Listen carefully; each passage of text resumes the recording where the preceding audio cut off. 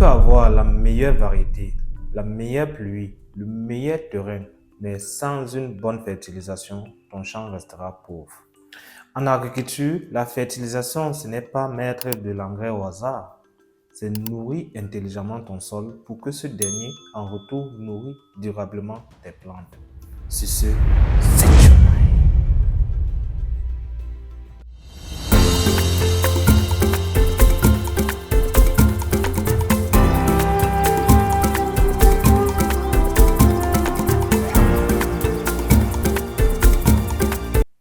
Salut à toi, greetings et bienvenue sur Agribull. Moi c'est Emmanuel, jeune agronome spécialisé en production végétale. Sur cette chaîne, je te parle d'agriculture, de techniques et d'agribusiness pour t'aider à réussir tes projets agricoles de manière saine, rentable et durable. Aujourd'hui sur Agribull, on va décortiquer ensemble le concept de la fertilisation en agriculture. Ce que c'est vraiment, les types de fertilisation, comment bien fertiliser et surtout comment éviter de gaspiller ton argent.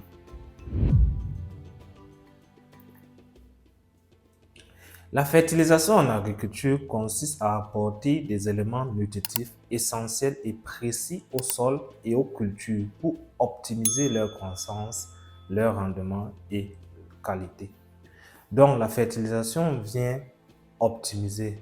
C'est une solution, bref.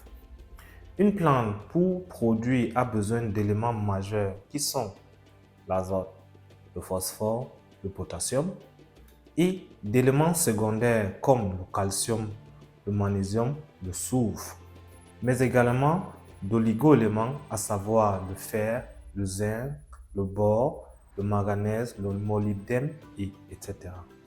Sans ces éléments, pas de rendement même avec beaucoup d'eau. Ne sois pas perdu par les gros mots tels que oligo-éléments. En fait, c'est pareil chez les êtres humains. Pour bien grandir, tu n'as pas juste besoin de glucides, protéines et lipides, mais aussi de vitamines et minéraux.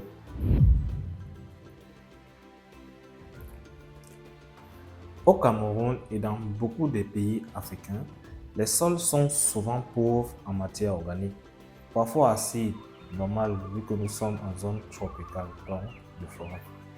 Les sols sont également exploités sans repos ni restitution.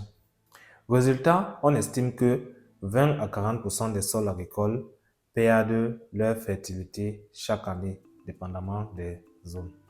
À préciser ici, par perte de fertilité, ça veut dire la vitesse à laquelle le sol devient moins fertile est accélérée. Bref. Et pourtant, la consommation d'engrais reste encore faible comparée aux besoins réels. On cultive, mais on ne nourrit pas assez le sol.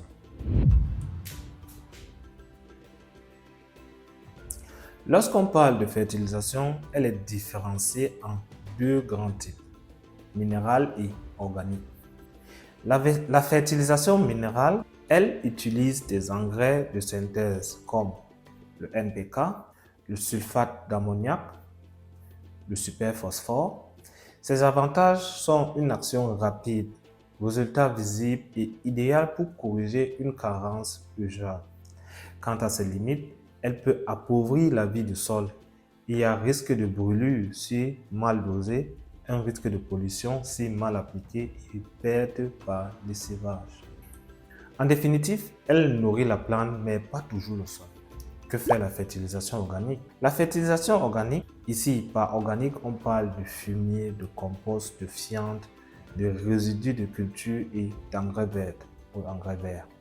Quels sont ses avantages? Elle améliore la structure du sol, nourrit les micro-organismes, améliore la rétention d'eau, très important, et elle a un effet durable. Ses limites sont une action plus lente. Il faut apporter des quantités importantes et le transport est parfois coûteux. La fertilisation organique nourrit le sol pour nourrir la plante, donc son action est surtout indirecte. Tu vas te poser la question, laquelle est meilleure? La meilleure fertilisation, ce n'est pas chimique ou organique, c'est organique plus minéral bien géré. Et c'est justement ça que les fermes agricoles qui explosent ont compris. L'organique construit le sol et le minéral pousse la production. tu produis bien plus et conserves la fertilité de ton sol plus longtemps. C'est ça l'agriculture intelligente.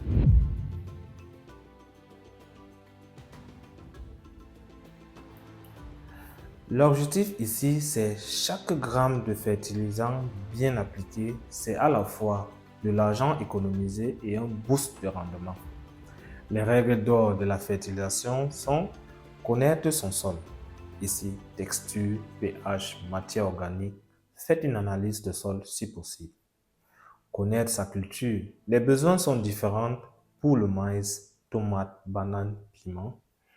La bonne dose. Prenons un exemple simple. Si ta culture nécessite 200 kg d'azote par hectare et que ton sol peut fournir 80 kg d'azote par hectare, le reliquat après récolte n'est pas pris en compte. La dose est de 200 moins 80, ce qui est égal à 120 kg d'azote pur à l'hectare. J'insiste sur le mot pur. Mais on sait tous que les engrais azotés ne viennent jamais purs. Ils sont toujours sous forme complexe ou associée. Donc, ta culture demande 120 kg d'azote pur par hectare. Par contre, ton engrais contient 20% d'azote. La quantité d'engrais à apporter s'affiche à ton écran. Ça, c'était pour la bonne dose. Le bon moment, il ne faut jamais appliquer de l'engrais en plein soleil, jamais avant une grosse pluie et toujours fractionner les apports.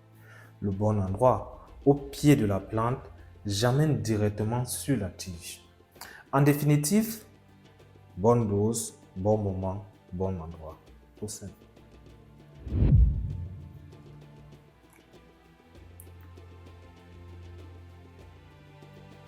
Même un sol fertile s'épuise. Chaque récolte exporte des nutriments. Si tu ne restitues pas, baisse de rendement, maladie, sol mort, coût plus élevé à long terme. Fertiliser, c'est investir dans le long terme de ton exploitation. Mon conseil, pense sol avant de penser engrais. Le sol, c'est la première richesse d'un agriculteur. Construis la fertilité sur le long terme et ne fertilise jamais sans stratégie. Si cette vidéo t'a aidé à mieux comprendre la fertilisation en agriculture, laisse un like et dis-moi en commentaire, tu utilises plus l'organique ou le minéral? Abonne-toi à AgricBull, active la cloche et je te souhaite du succès dans ton projet agricole. Merci.